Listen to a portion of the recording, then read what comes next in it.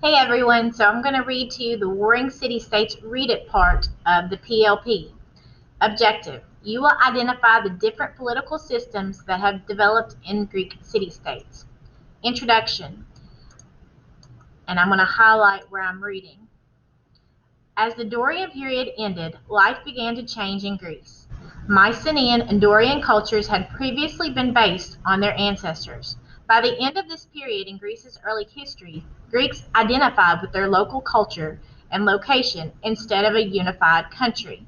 Tribal control gave way to more organized forms of government, city-states. In Greece, a city-state was called a polis. Polises were the main form of the formal government in Greece by 750 BCE. The polis. The polis emerged between 800 and 750 BCE.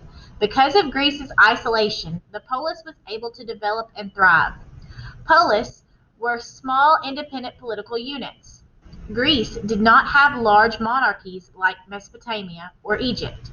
Citizens in polis thought of the political units as a community of relatives and not an impersonal state. By 750 BCE, populations within Greek polis grew so that colonies were sent out throughout the Mediterranean. These colonizers kept nominal ties with the mother polis. This colonization process encouraged trade and industry. These colonies took on various forms of government, but several fell into tyranny.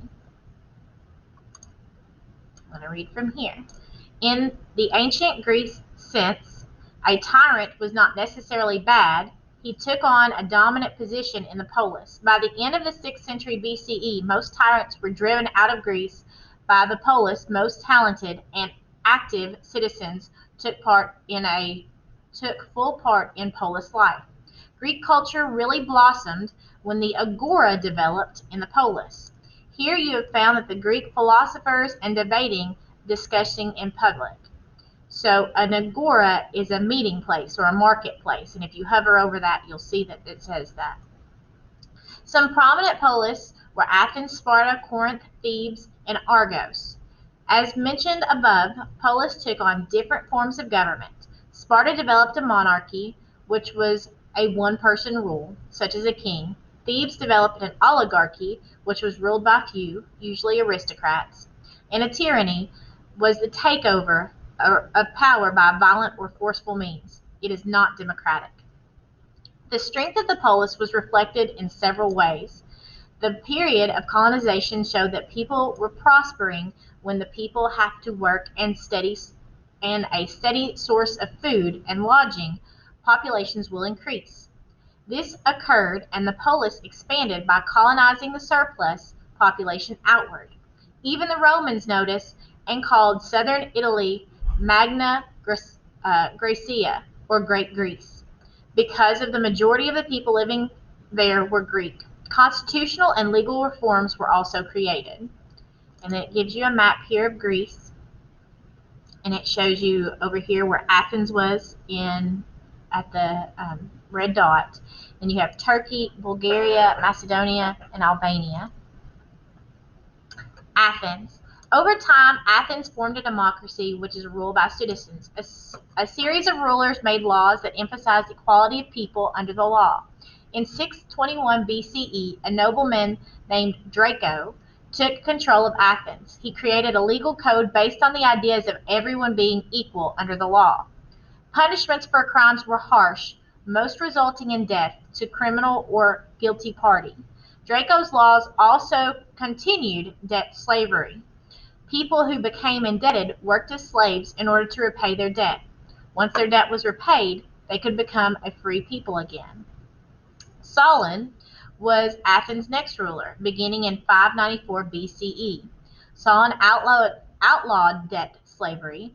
He prized citizenship and believed that a citizen should not be able to own another citizen. Citizens were organized into 4 social classes based on their wealth.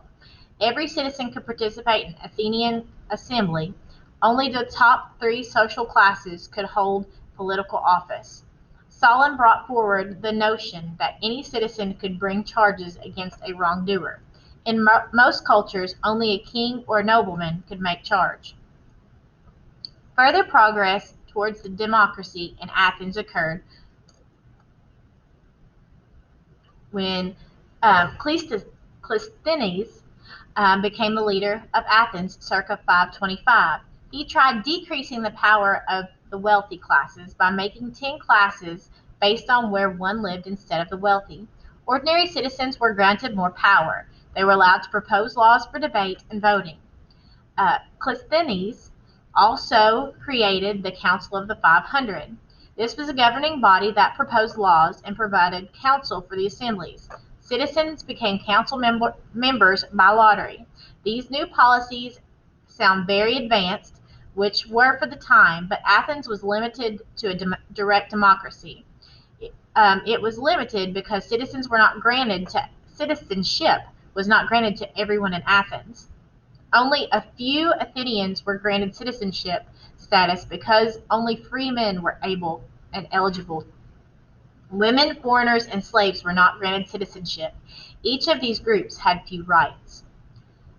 Athenian education reflects the importance and the place on free man. Only the sons of the wealthy families received education. Boys began their education at age 7. The goal of education was to make men into good citizens. Boys into wealthy classes studied reading, poetry, grammar, history, music, and mathematics. Logic and public speaking were both important components of their education, since they would have to speak and debate in General Assembly as adults. Along with academics, Greeks believed it was important to train and exercise their body. Every day, boys would participate in athletic activities. After several years of education, young men were then sent to the military schools. One of the most important duties of a good citizen was to defend the city-state.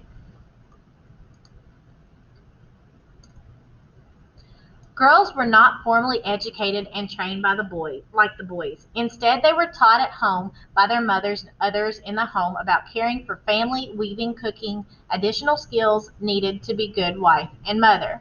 Some women learned to read, but very few. Women's lives were centered on the home. Wealthy families expected girls to have dowries so that a man would receive money or something of value in addition to his bride. Marriages were like business contracts. Greeks did not marry for love. Such a notion did not exist until centuries later. Women were assets for men if they were industrious, produced children, and could manage a household. The weaponry and army. During the Dorian period, bronze was used to make military gear and weapons. Bronze was an expensive metal, so that only the wealthy could afford to defend themselves. The military democratized with the advent of the Iron Age. Iron was a strong metal and more common. Its ingredients were not as rare as bronze, so commoners could afford it.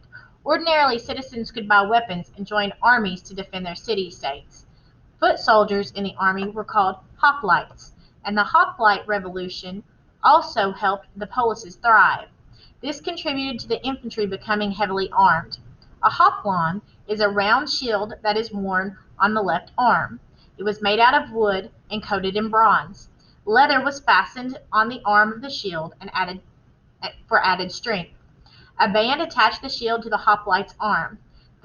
This freed the warrior's right hand for sword fighting. The shield was used to protect warriors from arrows, stones, spears, and swords. A panoply is armor. Hoplites wore full suits of armor to protect themselves during an attack. A phalanx is an organized block of full armed soldiers in the line in the front. The back line provided defense. These soldiers worked as a group, shoulder to shoulder, marching in a line together. Okay. And then finally, it says there were 4 social implications to the development of the hoplite phalanx. It widened the military class, frequent warfare, democratization of political structures within the polis, narrowing the criteria to be considered a citizen.